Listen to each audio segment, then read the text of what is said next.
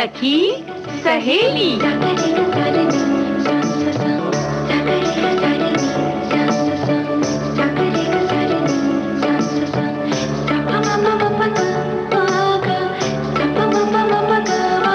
सखी सहेली।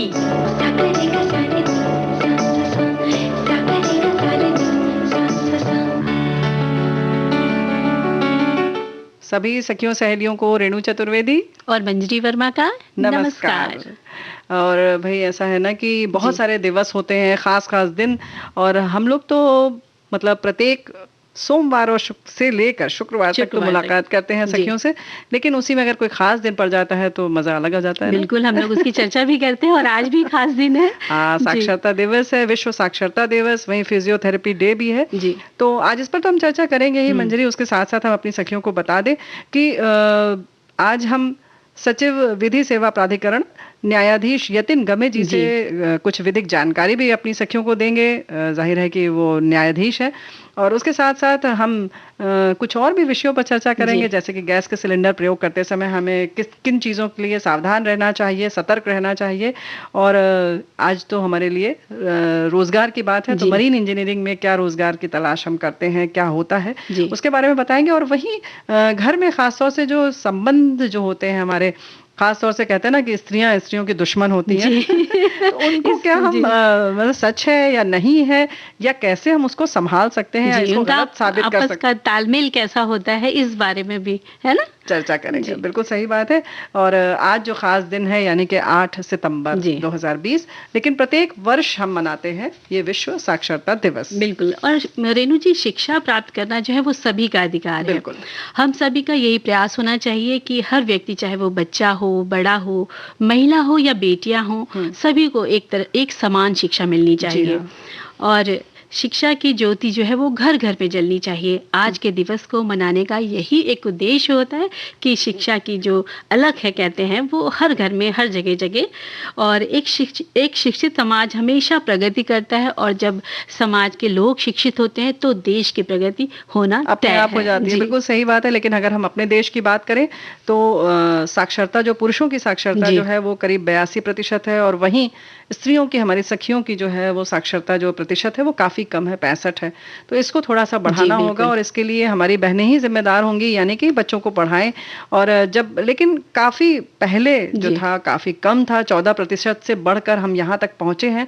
तो हमें उम्मीद है कि बहुत जल्दी ही हम आगे तक पहुंचेंगे। लेकिन ये जो है कि साक्षरता दिवस मनाने की बात, वो इसीलिए मनाते हैं कि एक बार फिर हम सजग हो जाएं और साक्षरता के महत्व को समझें, और समझें कि हमें साक्षर होना, जो जैसे कह रही हो ना मंजरी, कि हम सबका जन्मसिद्ध अधिकार है, तो वो हमें मिलता रहे, तो बच्चों को भी हम दें, है ना जी। और ऐसा होता है ना, जब हम कहीं जाते हैं, जब हम पढ़ना लिखना सीख जाते हैं, अक्षरों को पहचाना सीख जाते हैं, तो अक्सर ये होता है जब हम कहीं जा रहे होते हैं सफर में, तो जो भी बोर्ड दिखता है तो बस बच्चे जोड़ जोड़ के पढ़ने लिखने लग जाते हैं। तो शिक्षा का ये प्रभाव होता है। और चूंकि आज विश्व साक्षरता दिवस है, तो विश्व में शिक्षा का स्तर उत्कृष्ट हो, निरक्षरता को खत्म किया जाए, इसी उद्देश्य से 17 नवंबर सन 1965 को ये निर्णय लिया गया कि प्रत्येक वर्ष 8 सितंबर को विश्व साक्षरता दिवस के रूप में इसको मनाया जाएगा। और सन 1966 में प्रथम विश्व साक्षरता दिवस मनाया गया था, और साल 2009 से 10 को संयुक्त राष्ट्र साक्षरता दशक घोषित किया गया, और तभी से लेकर आज तक 8 सितंबर को विश्व साक्षरता दिवस के रूप में हम सभी इसको मनाते हैं। लेकिन मनाने की सार्थकता तभी है क्योंकि एक जानकारी के अनुसार कहा जाता है कि भारत की जो साक्षरता है, यानी हमारे देश की जो साक्षरता है, विश्व की साक्षरता दर से करीब 84% कम है। तो ये बहुत ज़्यादा कम है। तो हम कोशिश करें कि ये 84 का बिल्कुल उल्टा हो जाए और धीरे धीरे बिल्कुल शून्य हो जाए, तो बहुत अच्छा है। तो इसके लिए मंजरी हमें लगता है कि जो हमारी सखियां हैं, खासतौर से स्त्रियों की जिम्मेदारी जो कही जाती है, वो इसलिए क्योंकि वाकई हम चौकन्ना रहती हैं बहनें, और उन्हें सब चीज़ों का एकदम आभास होता रहता है कि अब बच्चे को ये पढ़ना है, अब उसको इस चीज़ की ज़रूरत है। तो इसलिए उसकी पढ़ाई लिखाई सब चीज़ का ध्यान रखें, और ख़ासतौर से बच्चों के मन में एक जिज्ञासा जगाएं कि पढ़ना कितना अच्छा होता है, और एक ललक हो जाती है ना। तो जब आप उसको अच्छे से बताएंगे इसके लिए एक बात बहुत ज़रूरी जो हम यहाँ पर साझा करना चाहते हैं अपनी सखियों से, क्योंकि आमतौर पे जब भी बच्चे कोई भी शैतानी करते हैं तो हम यही कहते हैं कि ये अगर तुमने शैतानी की तो स्कूल भेज देंगे। तो स्कूल के लिए एक उनके मन में डर पैदा कर देती, वो डर नहीं पैदा करना चाहिए। बिल्कुल, तो आपने बिल्कुल सही कहा कि इस तरह नहीं बोले। ऐसा लगता है कि बस एक दंड की जगह है, वहां पर जाएंगे तो उन्हें सिर्फ अनुशासन में रहना है, उन्हें कुछ भी अच्छा नहीं वहां मिलेगा। ऐसा न करें। ये जो भय है उसको अप्रत्यक्ष रूप से उनके मन में डालते हैं, या कोई भी चीज करोगे तो हम तुम्हारी टीचर से कह देंगे। तो इस तरीके की चीजें न करें, बल्कि कुछ अच्छा बताएं कि ये करोगे तो ये आएगा। बच्चे को ये सिखाएं कि जब तुम घर में रहते हो थोड़ी सी खेलते कूदते हो बच्चों के साथ में, लेकिन वहाँ स्कूल में जाओगे तो बहुत सारे बच्चे मिलेंगे, बहुत सारे वहाँ पे झूले होंगे, एक जैसे आकर्षण पैदा करे स्कूल के प्रति। और जो वो टीचर होगी वो तुम्हें बहुत प्यार करेगी, बहुत अच्छी अच्छी बातें सिखाएगी, मुझसे भी अच्छी बातें तुम्हें देश दुनिया के बारे में बताएगी। तो इस तरह की जो भावनाएं हैं वो अगर बच्चों के मन में डालेंगे तो बच्चे घर से सोचेंगे कब मेरा स्कूल का समय हो, कब मैं तैयार हूँ, कब मैं जाऊं। और ये जो हम स्कूल में जो ज्ञान हम प्राप्त करते हैं वो किस तरह से जीवन में हर वक्त हमारे साथ होता है, हमारे काम आता है, इन सारी चीजों का भी एक महत्व उनको समझ में आएगा। तो ये तो बात है ही कि अच्छा बुरा समझने की समझ आ जाती है कि क्या अच्छा है क्या बुरा है, ये भी समझ सकते हैं। विचारों का बहुत दृष्टिकोण बदल जाता है, तरीका बदल जाता है साक्षर होने के बाद। जी बिल्कुल।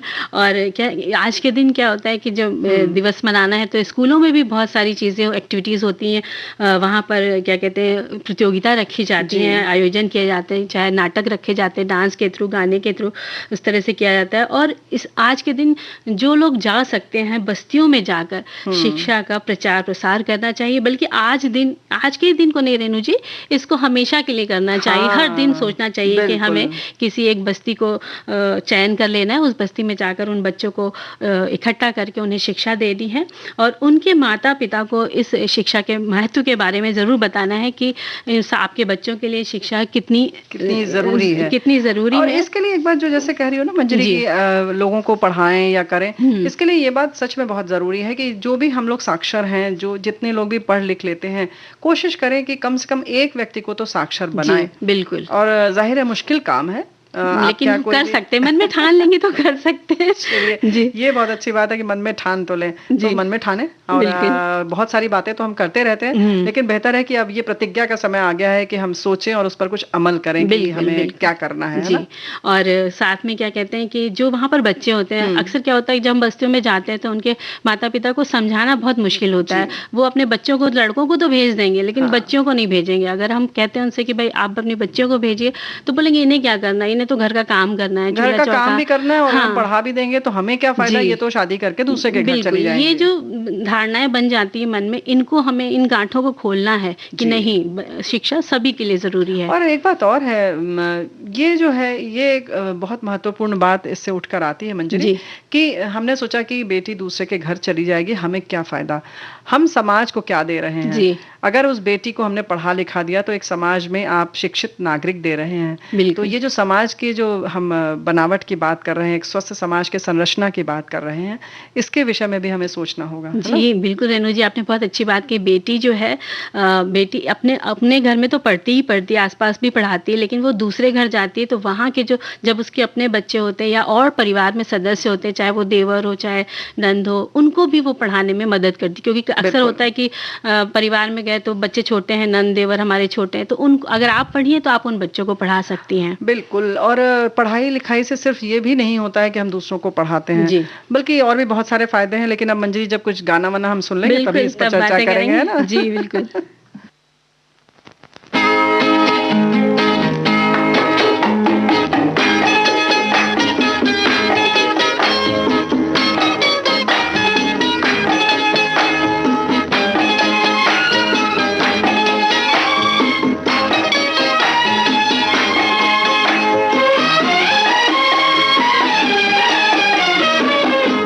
जब चली ठंडी हवा, जब उठी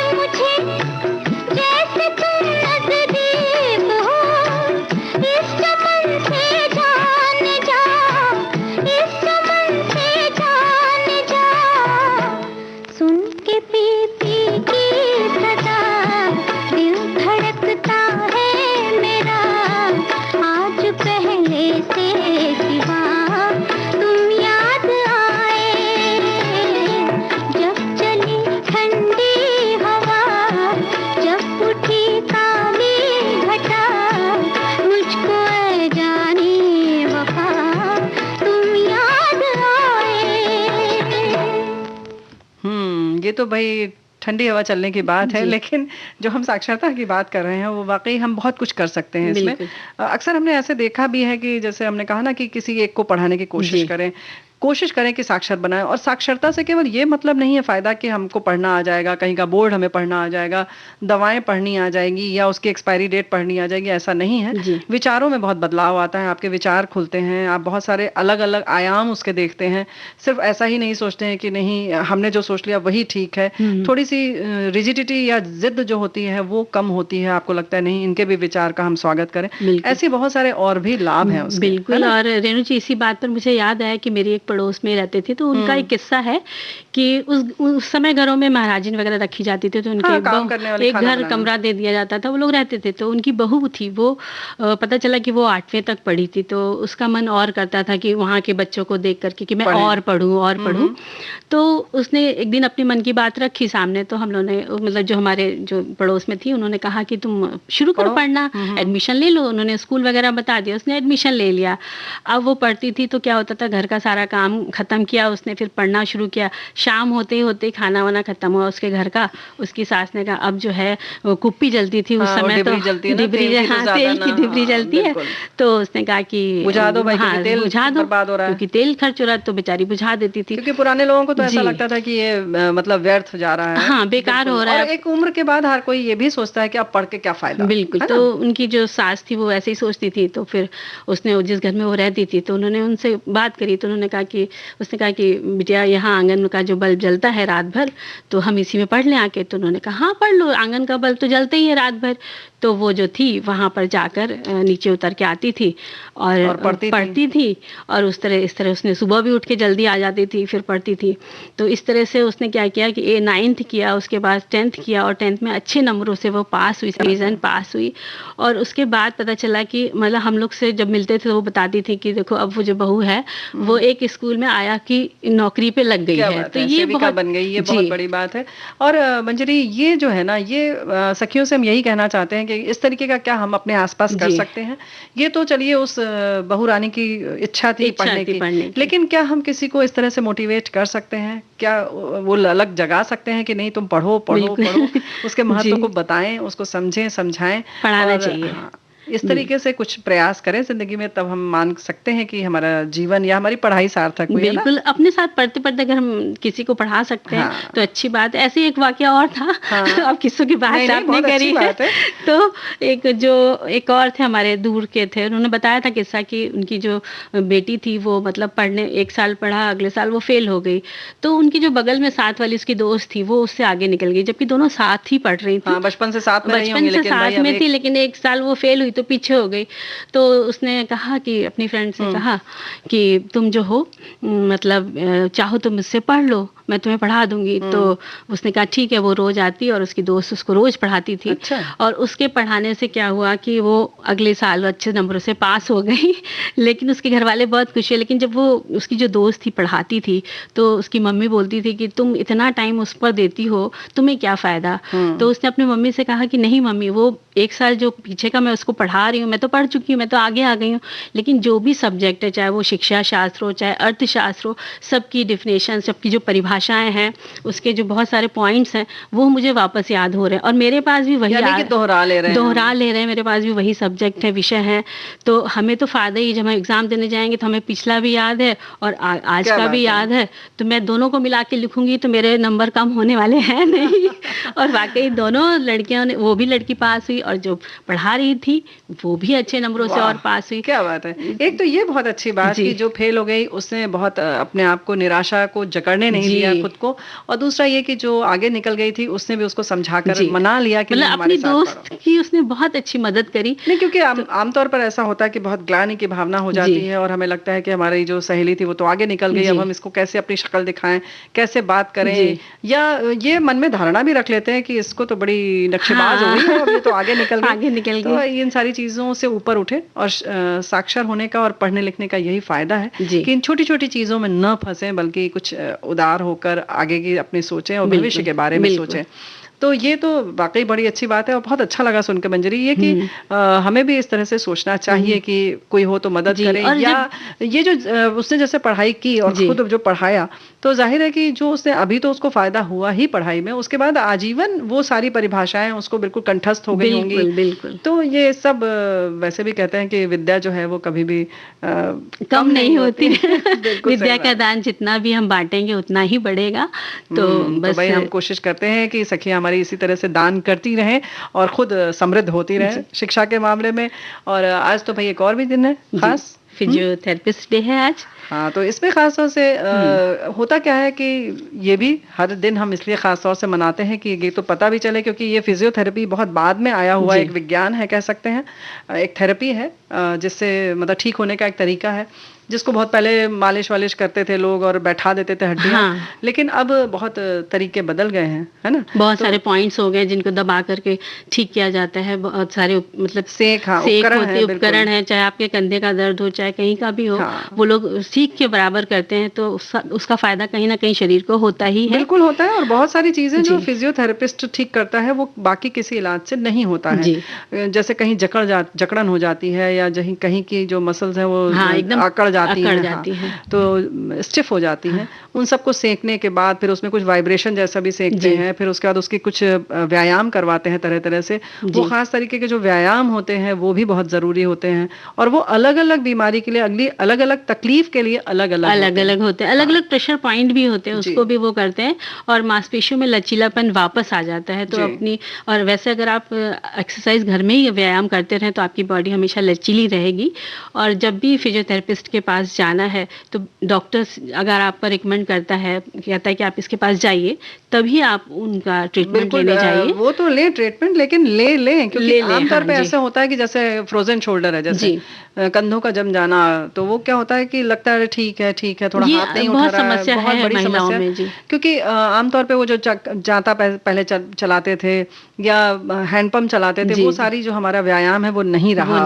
बहुत हद तक अब आटा भी हम नहीं गूंदते हैं, वो भी मशीन में कर लेते हैं। तो कुछ चीजें ऐसी हैं जिनकी वजह से हमारे ये सब जो है जो जोड़ हैं वो कहीं ना कहीं अकड़ जाते हैं, जम जाते हैं, उनकी में फ्लेक्सिबिलिटी नहीं रहती है।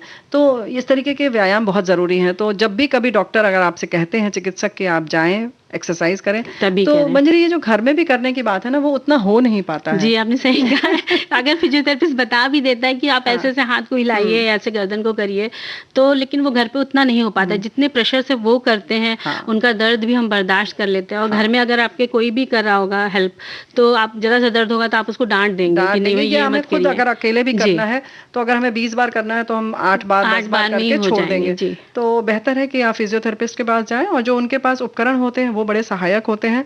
वहीं जो सेक होती है वो अलग अलग तरीके की होती है, अलग अलग ढंग से होती है, उन सारी चीजों का अलग महत्व है। तो उनको बिना नकारे, अगर आपको जरा भी ऐसा कहीं कुछ होता है तो आप तुरंत फिजियोथेरेपिस्ट के पास जाएं, और जो भी आपके शरीर के व्यायाम हैं उनसे अपने आप को चुस्त दुरुस्त रखें। बिल्कुल। और हम क्या करें? हम तो मनोरंजन के लिए तैयार हैं। जी, ठीक है।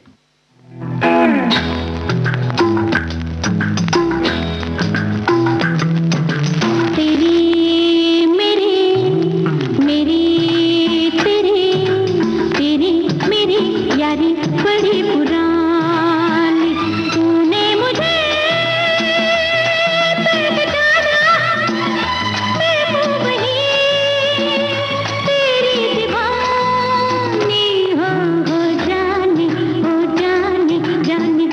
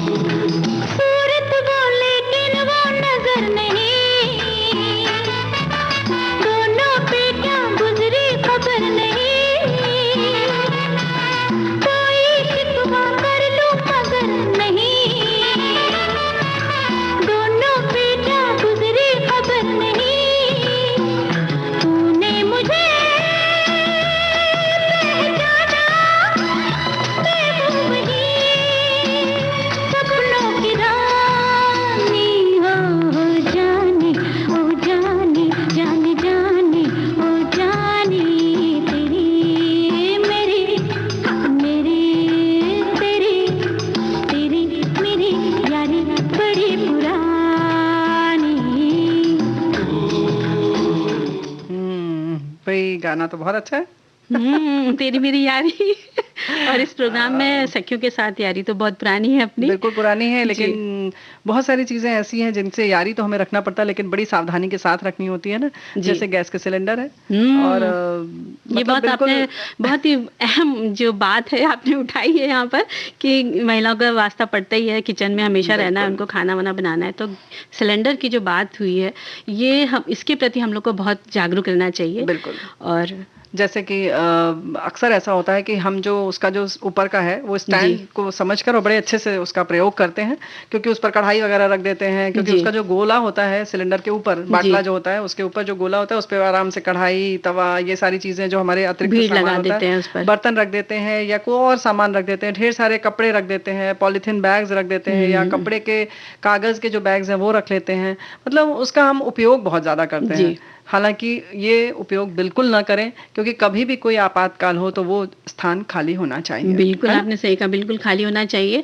और जैसे कि चूल्हा है और जो गैस का सिलेंडर में जो पाइप लगा होता है, हम लोग पाइप की समस्याओं से अक्सर ये तो सामना करते हैं, क्योंकि अक्सर महिलाएं क्या होती है कि पाइप लगाया, अरे छोड़ो होगा, फिर थोड़ा सा उसमें क्रैक आया, टूट फूट हुई, तो उन्होंने फिर आगे से कट किया, फिर आगे डाल दिया। तो उससे क्या होता है, एक पाइप की एक साइज होती है, जैसे लंबाई होती है, तो क्या कहा गया है कि 1.5 मीटर का ही पाइप होना चाहिए, ना तो कम ना उससे ज्यादा होना चाहिए। लेकिन जब आप काट काट के बार बार उसी को लगाती जाएंगे, सोचे कौन खरीदे, कौन इसमें पैसे डाले। नहीं, उसमें कम होने के साथ साथ इसकी जो माप है वो तो ठीक है, लेकिन अगर एक बार उसमें कुछ कट आ गया तो यानी कि उसकी अब जो है जीवन समाप्त हो चुका है, तो उसको हटा ही देना चाहिए ना, क्योंकि हर चीज की एक कहते हैं अवधि होती है, तो उसकी अवधि खत्म हो रही है। और जब भी यहाँ पर रेणु जी एक बात और ध्यान दिलाने वाली है कि जब भी वो पाइप बदलते हैं हम लोग, तो उस पाइप को किसी और को मत दें कि भाई चलो तुम लगा लेना, तुम्हें जरूरत है तुम लगा लो, तो वो उस पाइप को बिल्कुल मत दें। आप उसको काट पीट के नष्ट करके ही फेंकें। ये नहीं कि आप डस्टबिन में ऐसे गोला बना के आपने फेंक दिया, या कुछ और इस्तेमाल करने लगे, या बच्चे खेलने लगते हैं, ऐसा ना करें, क्योंकि उसके अंदर बहुत अच्छे से गैस जमा होती है और वो कहीं ना कहीं हानिकारक होती है स्वास्थ्य के लिए। और गैस का जो पाइप होता है उसको हर 2 साल के बाद आपको उसको बदलना ही बदलना है, ये इस बात का ध्यान रखना चाहिए। और वैसा पाइप लें जो ग्रीन कलर का होता है। नहीं, ग्रीन कलर का पाइप आपको नहीं लेना है, माफ कीजिएगा, बल्कि अब उसमें लोहे की जाली वाला या लाल रंग का जो पाइप होता है उसको आपको लेना है, क्योंकि वो ज्यादा अच्छा माना गया है। उसमें एक जो हमारे गैस के चूल्हे यानी कि जहाँ बर्नर होता है, उसमें जहाँ वो जब जुड़ता है वहां पर एक क्लिप आती है, उससे बहुत अच्छी तरीके से उसको कस दिया जाता है, ताकि वो किसी भी रूप में निकले नहीं। इस चीज का भी ख्याल रखें कि वहाँ अच्छी तरह से टाइट है कि नहीं। बिल्कुल। और जो गैस की नॉब होती है वो भी आपकी दोनों नॉबें जो है बराबर बंद करनी चाहिए आपको। अगर आपको लगता है वो ढीली हो गई किसी कारणवश, तो उसको तुरंत आप बुला के मैकेनिक को दिखा लीजिए, जिससे आपको कोई प्रॉब्लम ना हो। और उसकी सफाई भी ध्यान रखनी है। अक्सर क्या होता है, बर्नर भी हमें साफ करना ही करना है, क्योंकि अक्सर क्या होता है जब बर्नर हम साफ करते हैं तो दोनों गीले हो जाते हैं। तो जब हम गैस जलाते हैं तो एक दो छेद, दूर दूर के छेदों में से गैस निकलती है, वो जल रही है, बाकी आपका ऐसे ही है, तो वो ना करें, उसको आप सुखाने की कोशिश करें। और रेणु जी आप कहें तो मैं एक बात बताऊं कि बर्नर अगर आपको सुखाना है तो अगर आपके पास सुविधा है तो आप धूप में रख के सुखा लीजिए, और नहीं है तो आपके पास बालों का जो ड्रायर होता है उससे आप उसको सुखा दीजिए, तो तुरंत सूख जाएगा।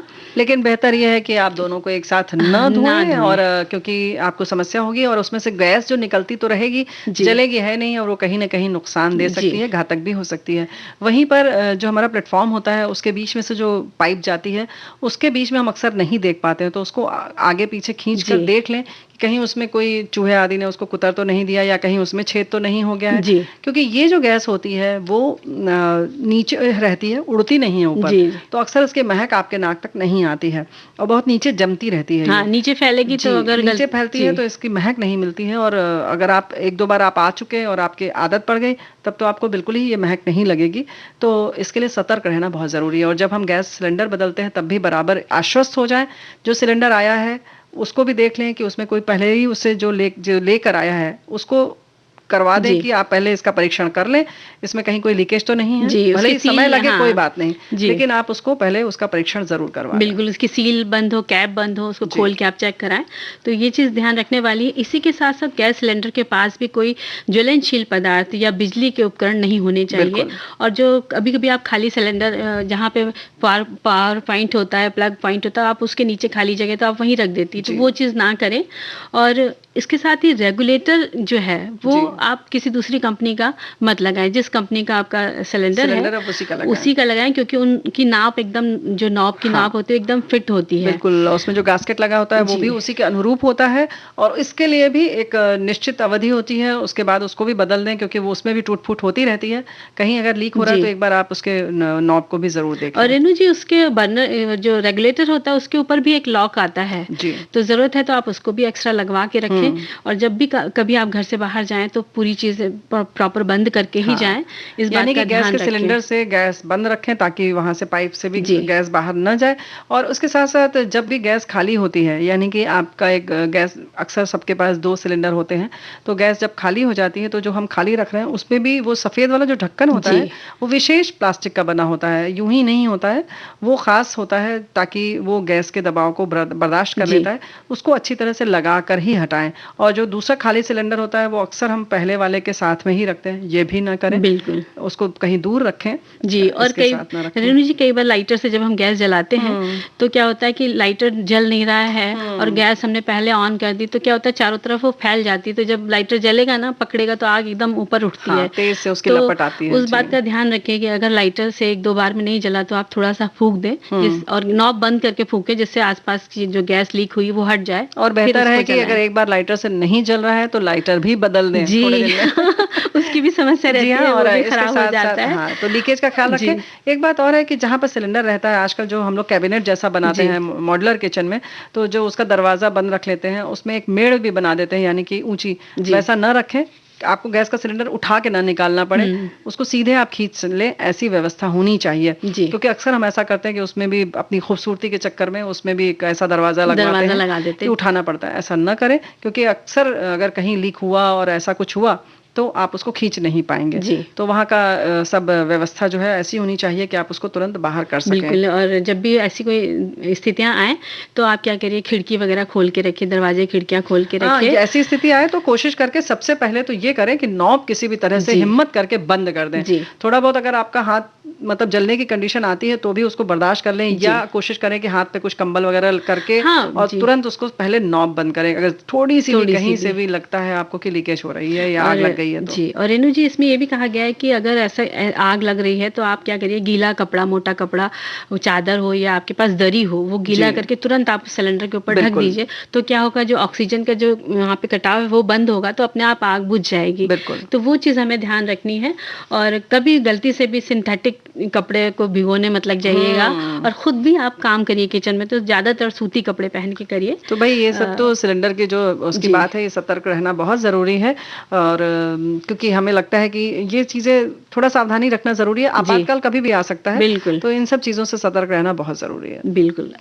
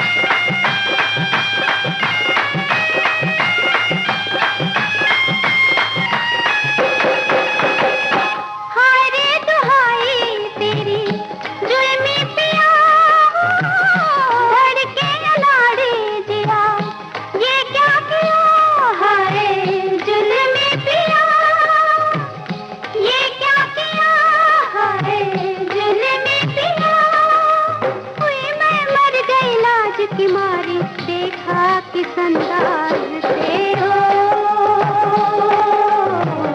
तुमको पिया दिल दिया कितने नाज से हो।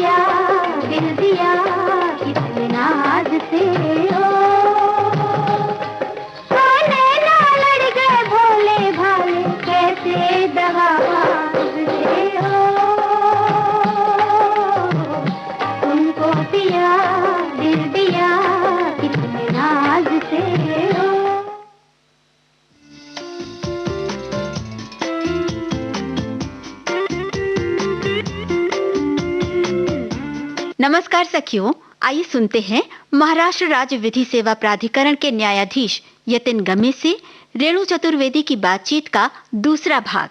आपने जो बताया यतिन जी की आप एक जगह पर हमें डॉक्टर भी मिल रहा है, मनोवैज्ञानिक भी मिल रहा है, वुमेन चाइल्ड सेंटर के भी कुछ लोग हैं जो काउंसलिंग करके उसकी मदद कर रहे हैं, लेकिन लॉकडाउन की स्थिति में वहां तक कैसे पहुंचे? ये जो आप बता रहे हैं नंबर, वो कौन सा नंबर है? मैं आपको हेल्पलाइन नंबर के बारे में बताता हूँ। मैं आपको हेल्पलाइन जो एग्जैक्ट नंबर है वो है 241 005 11। हाँ, ये लैंडलाइन नंबर है वन स्टॉप सेंटर का। ये मुंबई के लिए है सर? हाँ, मुंबई के लिए। अच्छा। और दूसरा है 750 63 91 941।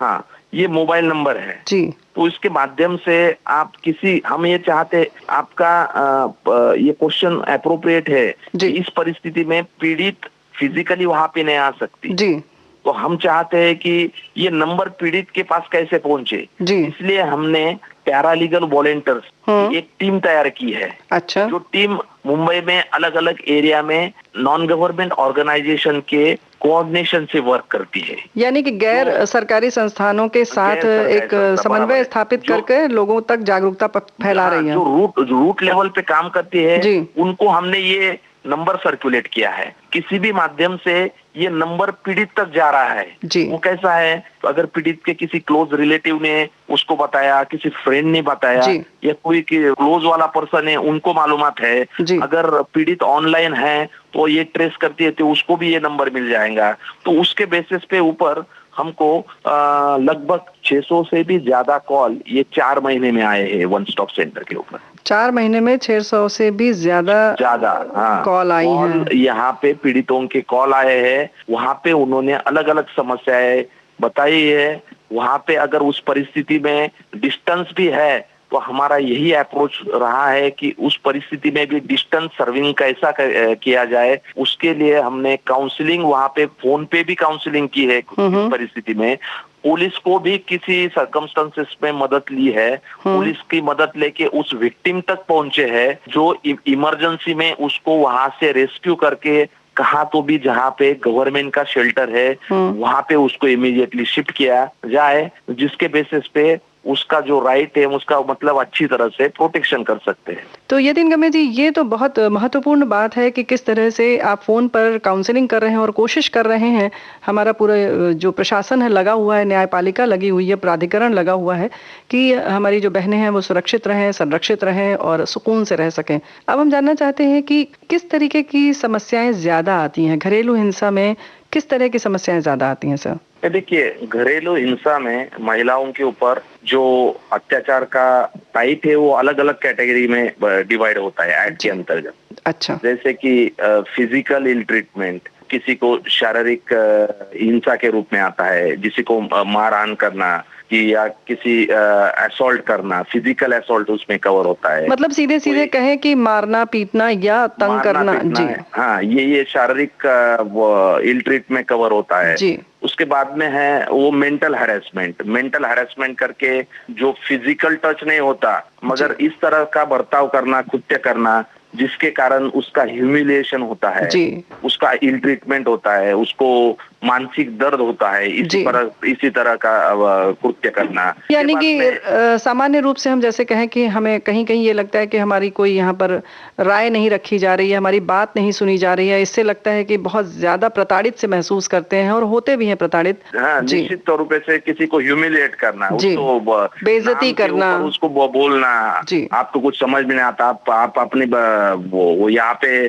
कुछ एक्सप्रेस मत करो, बार बार गलतियां बताना। जी बार बार गलतियां बताना, ये भी एक उसके स्कोप में आता है। उसके बाद में फाइनेंशियल इल ट्रीटमेंट रहता है, जैसे कि किसी औरत की बेसिक नीड्स रहती है, मेडिसिन की जरूरत रहती है, कुछ फूड्स की जरूरत रहती है, या कुछ कोई जो डेली लाइफ के लिए जो बेसिक नीड्स है उसकी जरूरत रहती है, तो उससे डिप्राइव करना, पैसा नहीं देना, ये भी उसमें फाइनेंशियल इल ट्रीट में कवर होता है। यानी कि जो बहुत मूलभूत जरूरतें हैं उनके लिए भी पैसे न देना, यानी कि आर्थिक रूप से भी तंग करना। आर्थिक रूप से तंग करना ये भी उसमें कवर होता है। और सबसे इम्पोर्टेंट जो है वो सेक्सुअल इल ट्रीटमेंट।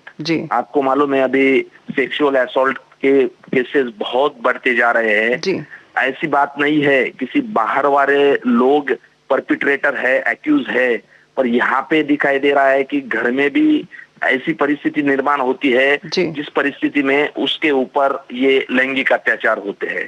तो ये अलग अलग टाइप के इल ट्रीटमेंट रहते हैं।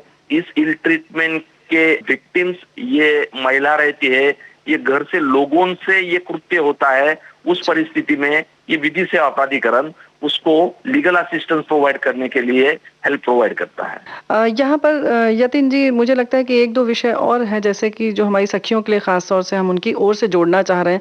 जैसे कि अक्सर होता है कि महिला चाहती हैं, हमारी बहनें चाहती हैं कि अभी हमें बच्चा नहीं करना है या हमें गैप रखना है, लेकिन घर वाले मजबूर करते हैं।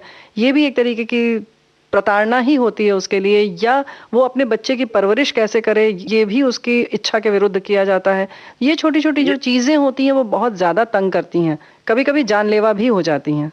हाँ नहीं, बराबर है। जैसे कि जो 2005 में जो protection of womens from domestic violence act introduce किया गया था, वो स्पेशली जो किसी फैमिली में महिला के ऊपर अत्याचार होता है, तो वहां पे अगर आप डोमेस्टिक वायलेंस की जो डेफिनेशन दी है अगर उसके व्याप्ति में जाए तो ये बहुत बड़ी डेफिनेशन है। जैसे कि आपने ये मुद्दा लिया, किसी उसकी मानसिक या शारीरिक स्थिति नहीं है चाइल्ड को डेवलप करने की, तो भी उसको इंसिस्ट करना, तो ये भी मुझे लगता है this is a type of ill treatment. ये भी एक मेंटल एब्यूज के व्याप्ति में आता है। जी हाँ, बिल्कुल। ये सखियों की भाषा में चूंकि हम बताना चाह रहे थे। और ये भी है कि बराबर जिस कभी कभी किसी सखी को बच्चे नहीं होते और उसको बहुत ज़्यादा तरीके से ताने मारे जाते हैं, तो उसका जीना दूभर हो जाता है और उसको बहुत तरीके से ह्यूमिलेट किया जाता है, प्रताड़ित किया जाता है। तो हम सखियों को ये बताना चाहते हैं कि ये सारी चीज़ें जो हैं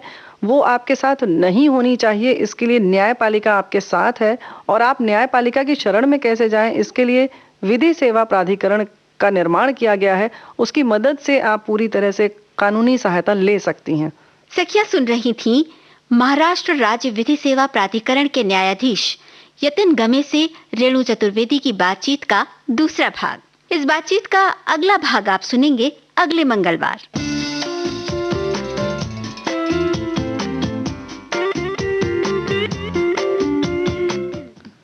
Maharashtra state legal service authority का जो टोल फ्री नंबर है, यानी कि जो मुफ्त में जो हम नंबर पर बात कर सकते हैं, अपनी समस्या बता सकते हैं, एक बार फिर हम बता दें, 1800-222-324।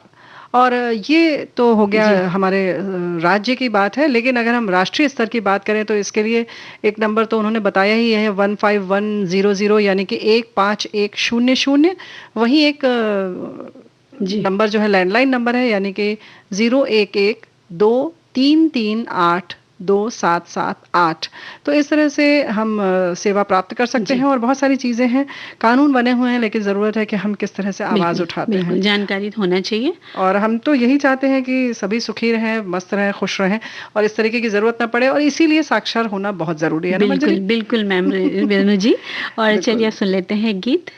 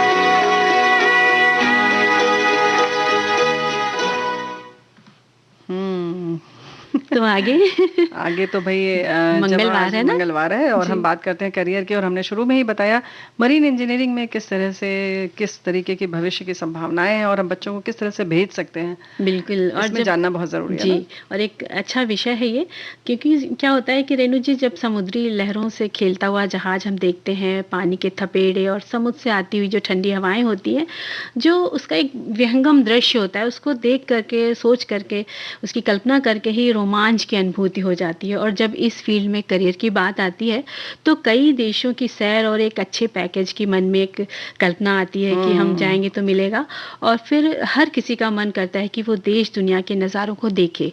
तो मरीन इंजीनियरिंग का एक बहुत अच्छा विकल्प है। और आप मरीन इंजीनियरिंग में अगर अपना बच्चे करियर बनाना चाहते हैं तो शिप पर 4th इंजीनियर या 3rd असिस्टेंट इंजीनियर के रूप में आप शुरू कर सकते हैं। इसके अलावा engine production firms, ship building firms, research bodies, ship designing firms या भारतीय नौसेना में भी काम करने के मौके मिलते हैं। दिक्कत जरूर है इसमें बहुत ज्यादा, स्वास्थ्य संबंधी बहुत सारी समस्याओं का ध्यान रखना पड़ता है। यानी कि अगर आप स्वास्थ्य में, जैसे क्योंकि 6-6 महीने तक पानी में रहना पड़ता है और बहुत तरह से देखना पड़ता है, लेकिन इसके लिए भी तैयारियां होती हैं। जैसे कि अगर हमें हवाई जहाज उड़ाना है तो उसकी भी तैयारी होती है, वैसे ही पानी के जहाज में रहने की भी एक तैयारी होती है विशेष तरीके की। उसके लिए जाहिर है कि अलग अलग परीक्षण होते हैं, आप उसकी तैयारी करते हैं, लेकिन उसमें संभावनाएं बहुत हैं और आराम से उसमें एक प्रशिक्षण के बाद जाया जा सकता है। बिल्कुल, क्योंकि ये फील्ड जो है काफी चुनौती भरी होती है। तो इसके लिए आपको क्या करना है कि किसी भी आप इस कोर्स को करने के लिए पीसीएम यानी फिजिक्स, केमिस्ट्री, मैथ जैसे विषय को लेकर 12th में आपके विषय होने चाहिए और अच्छे नंबरों से आप पास होने चाहिए। इसके साथ साथ आप बीटेक इन मरीन इंजीनियरिंग या BSc in nautical science course कर इस फील्ड में प्रवेश कर सकते हैं। बीटेक मरीन इंजीनियरिंग कोर्स की अवधि 4 वर्ष की होती है, वहीं बीएससी नॉटिकल साइंस 3 वर्ष का होता है। आपको आपको एंट्रेंस एग्जाम्स के द्वारा आप इसको पास कर सकते हैं। सभी जो भी परीक्षाएं हैं, जो भी कोर्स करने होते हैं, उसमें प्रवेश परीक्षा होती है और उसके आधार पर चयन होता है और हमारी योग्यता देखी जाती है और फिर हमें उसमें प्रवेश मिलता है। और जाहिर है कि एक निश्चित अवधि जो भी है 3 वर्ष 4 वर्ष, उसके बाद फिर तो जाने है। और उन बच्चों को चुनना चाहिए जो अपने घर से दूर रह सके। ऐसे बच्चों की मन की स्थिति हो तभी वो उसको चुने। और आजकल इसकी डिमांड बहुत है और इसके बारे में ज़्यादा से ज़्यादा जानकारी आप नेट से प्राप्त कर सकते हैं और बिल्कुल बहुत अच्छी बात है। लेकिन रोजगार की जहाँ तक बात है, ये अपना रुचि जरूर देखना चाहिए कि आपकी रुचि किस में है। और ये जो चुनौती वाली बात है कि आपको बहुत दिनों तक, कभी कभी 6 महीने या उससे भी ज्यादा आपको घर से दूर रहना पड़ता है, या कभी कभी पानी के जहाज में ही रहना पड़ता है, यानी कि एक जो सीमित दायरे में रहना होता है, वो भी कभी कभी किसी को बहुत परेशानी का सबब हो जाता है उसके लिए। तो इन सारी चीजों को देखते हुए कि आपकी मन स्थिति क्या है, आप क्या उसके लिए तैयार है, तभी किसी भी व्यवसाय का चयन तैयार है। लेकिन ये मरीन इंजीनियरिंग की जो बात है वो खास तौर से होती है, क्योंकि पेट वगैरह में सुनते हैं कि पाचन की बड़ी दिक्कत होती है, उसके लिए बहुत ज्यादा खिलाया जाता है, फिर उतनी ही उल्टियां करवाई जाती है। लेकिन इसका मतलब ये नहीं कि आप डर जाएं, घबरा जाएं। सबकी अपनी चुनौती होती है, उसको स्वीकार करते हुए आगे बढ़े और हमारे बच्चों का भविष्य उज्जवल हो और खूब अच्छे निकले। ये तो सब कामना करती है माताएं। जी बिल्कुल, सब करते हैं और बहुत अच्छा लगता है ऐसे जब जॉब में बच्चे जाते हैं तो खुशी भी मिलती है। बिल्कुल। तो माताएं तो हमेशा यही चाहती हैं कि बच्चे बहुत अच्छे रहें, बहुत अच्छे रहें। और लेकिन फिलहाल हमें गीत सुनते हैं, उसके बाद कुछ इस तरीके की बातें भी करते हैं जो हमने पहले कहा था कि किस तरह से हम अपने बच्चों के साथ साथ दूसरे के बच्चों की क्या कामना करते हैं और किस तरह से हम एक अच्छे समाज की जो है संरचना कर सकते हैं। जी।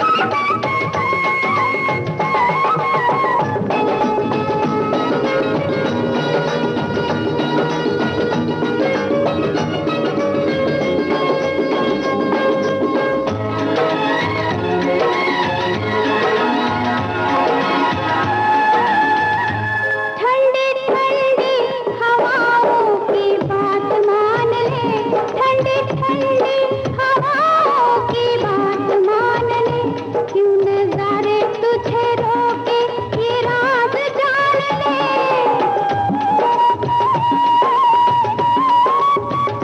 कौन देता है आवाज पहचान ले, कौन देता है आवाज पहचान ले, हम सफर भी कोई साथ ले, हम सफर भी कोई साथ ले,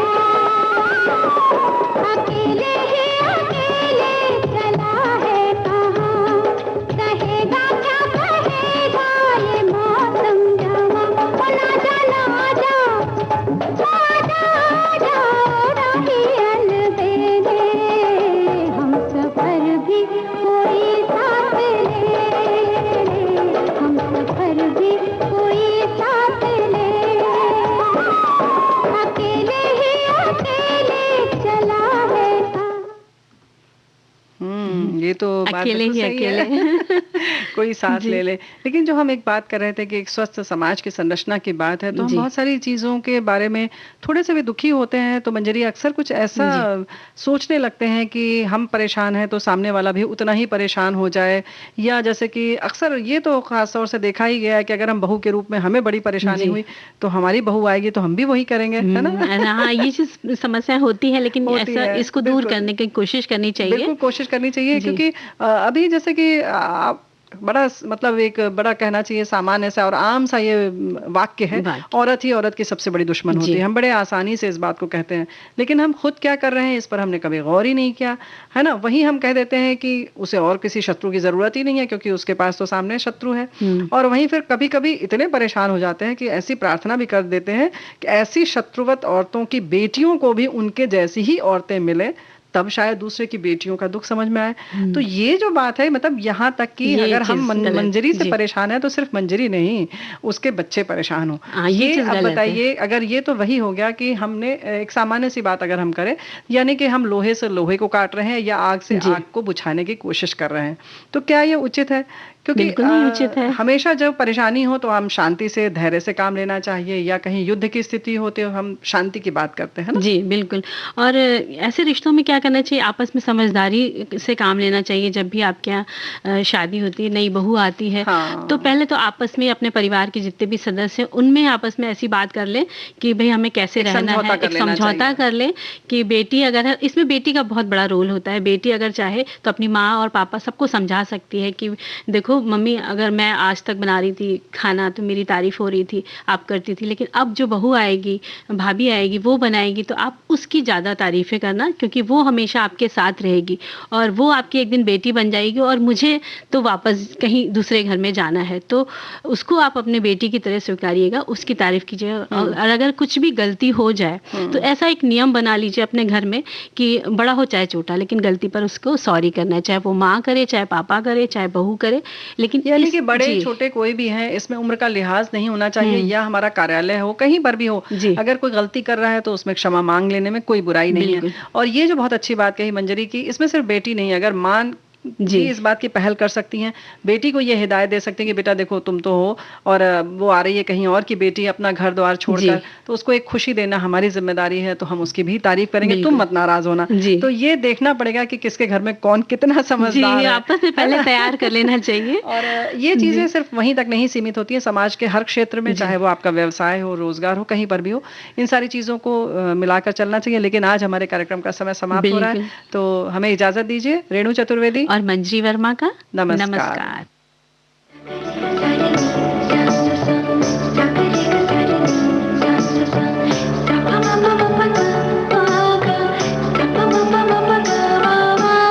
सखी सहेली।